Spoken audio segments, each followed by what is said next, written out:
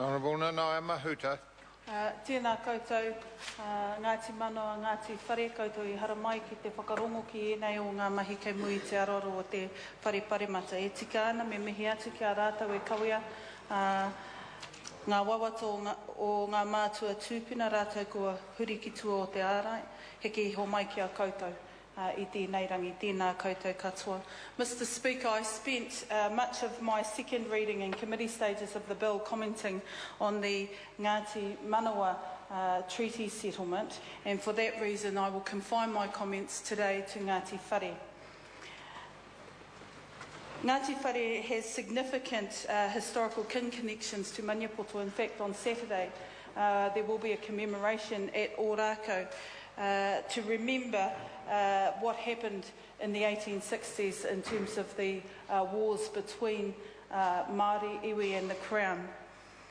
There's a profound sense of gratitude amongst Waikato Maniapoto for those of Ngati Whare who joined my ancestors at Ōrākau.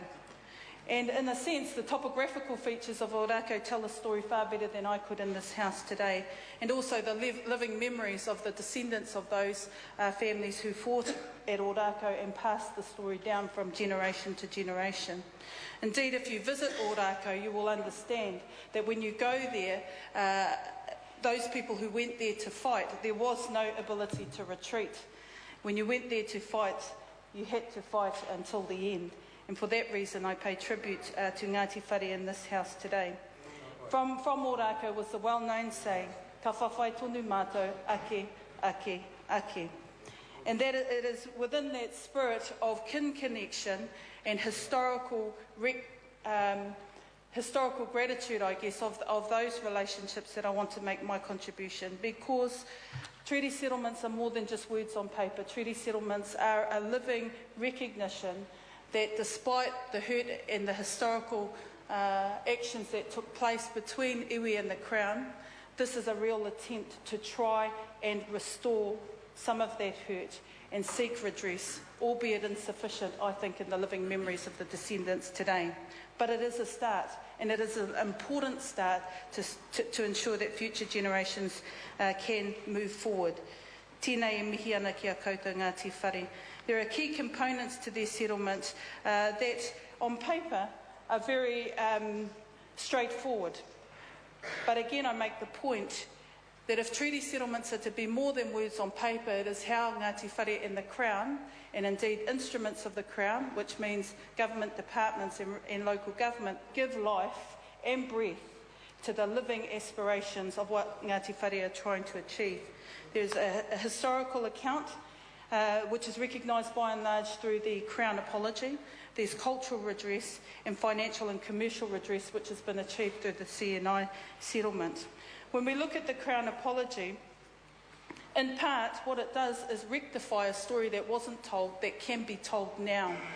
And probably the real living legacy of a Crown apology will be in the ways that future generations of Ngati Whare can learn their history and have it recognised in their schools and in the education system. And that will be, I think, a go-forward opportunity to retell and keep telling a very important part of Ngati Whare's history.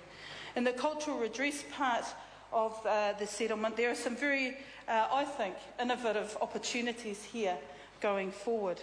The fact that the Whirinaki Conservation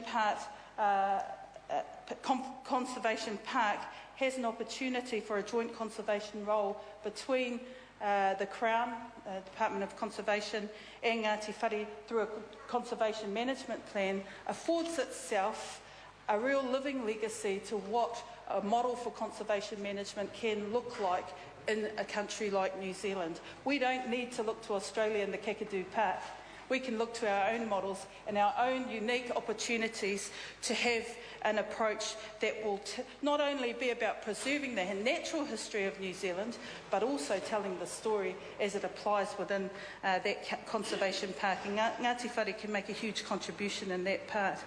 Ngati Whare is making a commitment to regenerating Indigenous planting in that area, and there's a regeneration project fund that has been established. There are also components of the settlement that I think are important to highlight in terms of the transfer of ownership of important sites. Around about 7 sites have been transferred or vested, and they're outlined in the summary statement of the deed of settlement. But the story I really want to tell that sits alongside this is the acreage that is given back, because a lot of people are under this, a lot of the general public are under this misleading thought that a whole lot has been given back to Māori. It's just a small drop in the bucket, but as I say, an important drop, and it's a start.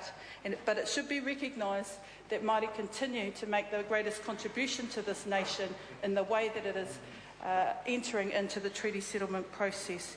So of the 7 sites that have been handed back, 36.2 hectares, in terms of the general benefits to New Zealanders, what remains with regards to those sites is the protection of conservation values, the assurance that public access will continue to be guaranteed over these sites, and the retention of reservation status.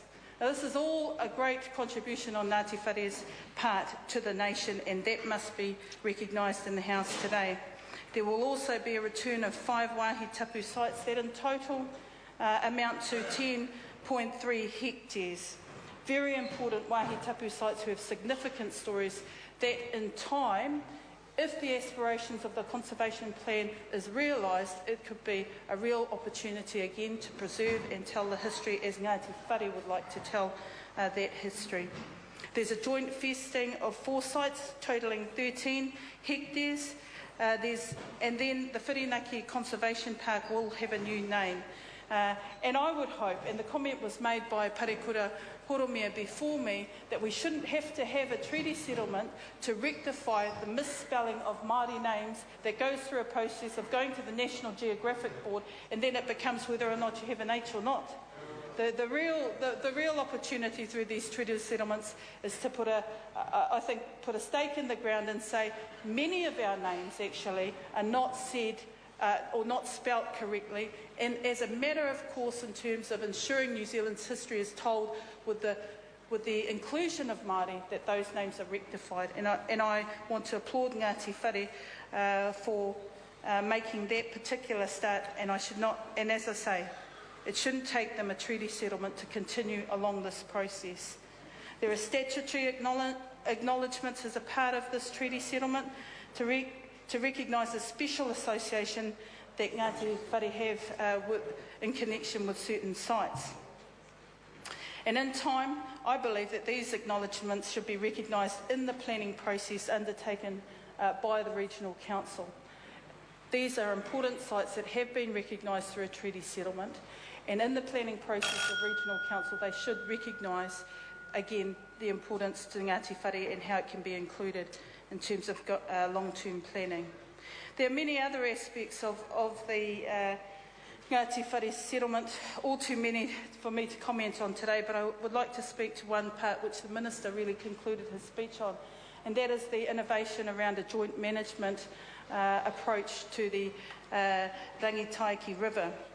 And the real opportunity here, if it is to be the living embodiment of what is intended by Ngati Whare as I read it, is to ensure that they have a continued and ongoing opportunity for the management and governance decisions around their waterways that is not heavily dependent on the Minister of the day or of the government of the day, that it's instituted into a long-term process. Ngati Whare should not have to be arguing continually if there is a change at the local government level through the planning process and the regional policy statement process to have their views with regards to the management of the rangitaiki continually resurfacing during that planning cycle. This treaty settlement should give them absolute assurance that their aspirations for rangitaiki will be timeless regardless of who is sitting at a local government level or on the Crown benches. Mr. Speaker, there are also relationship protocols, and again, this is a really important issue given the nature of restructuring that has taken place. It's absolutely critical that the Crown undertakes some obligation to monitor how the relationship protocols with the Ministry of Fish, Culture and Heritage and the Ministry of Environment is occurring and continues to give life to what is intended in the spirit of Ngati Whare's treaty settlement. If this is going to realise its true aspirations, then there shouldn't have to be a toing and froing between Ngati Whare leaders and the Crown to say your ministries aren't doing what the treaty settlement intended it to do. And that has certainly been the experience of some iwi to date in terms of giving life to their relationship protocols. This isn't to ascribe blame to any individual in particular, it's just the nature of how things work and what people lose sight of when it comes to practical implementation of treaty settlements.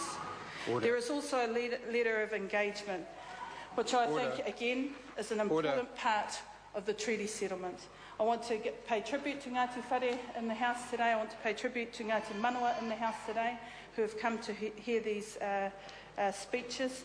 And I want to give my absolute confidence and assurance that we, Labour, on the Labour benches, want to see you live the settlement for the benefit of future generations. Kia ora koutou. Mr. Speaker. David Clendon. Thank you, Mr. Speaker.